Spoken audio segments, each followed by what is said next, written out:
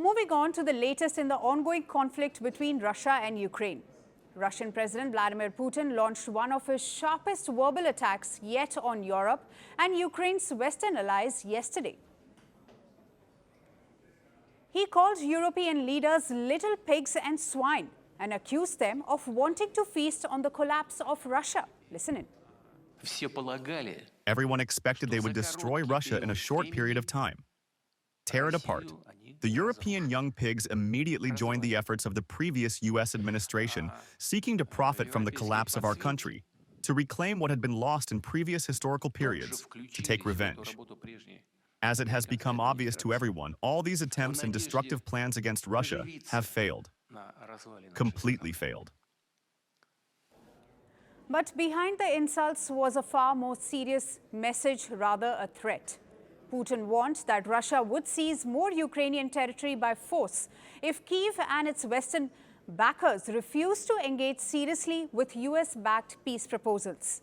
Speaking at an annual meeting with Russia's top military commanders, the Russian leader made it clear that Moscow sees no reason to compromise on its demands.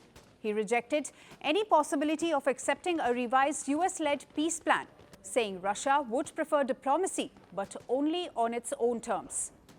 If those terms are not met, Putin said Russia will achieve what he called the liberation of its historical lands by military means. The goals of the special military operation will undoubtedly be achieved. We would prefer to do this and address the root causes of the conflict through diplomacy. If the opposing side and their foreign patrons refuse to engage in substantive discussions, Russia will achieve the liberation of its historical lands by military means. The task of creating and expanding a security buffer zone will also be consistently addressed. Moscow's idea of the so-called root causes of the war remains unchanged. President Putin again blamed Ukraine's ambition to join NATO and the European Union. He accused the alliance of expanding eastwards despite alleged promises not to do so. Meanwhile, diplomatic efforts continue, but with little progress. The United States has held separate talks with Russia, Ukraine and European leaders. No breakthroughs have emerged from those meetings. Ukraine and its European allies remain firmly opposed to any deal that involves giving up territory, while Kyiv insists that any peace agreement must include strong security guarantees. That clash of priorities has stalled negotiations.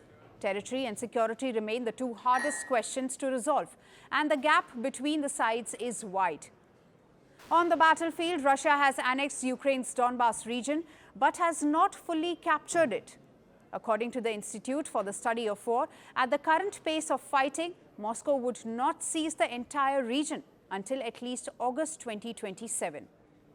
But Russia says it plans to accelerate.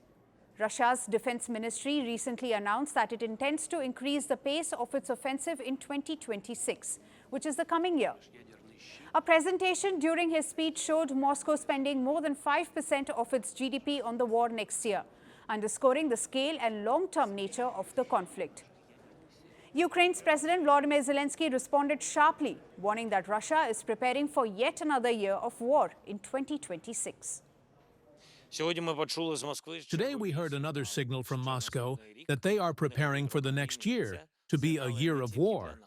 And these are signals not only for us. It is important that partners see this. And it is important that they not only see it, but also react. Partners in the United States of America, who often say that Russia supposedly wants to end the war. But from Russia, a completely different rhetoric, different signals are sounding. Now attention turns back to diplomacy. Reports say US and Russian officials are set to meet in Miami this weekend for new talks linked to President Donald Trump's plan to end the war. Meanwhile, Zelensky confirmed today that Ukrainian officials will also hold another round of talks in US on Friday and Saturday. At the same time, European Union leaders are gathering in Brussels for a crucial summit on whether to use frozen Russian assets to support Ukraine, a decision that could shape the next phase of the conflict. As the war approaches its fourth year, the choices ahead are stark. More talks, more pressure, or more fighting. And for now, the path to peace remains as uncertain as ever.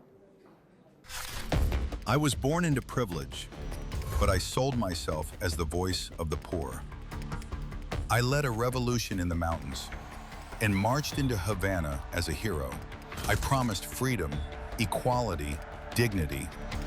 What I built was a one-party state.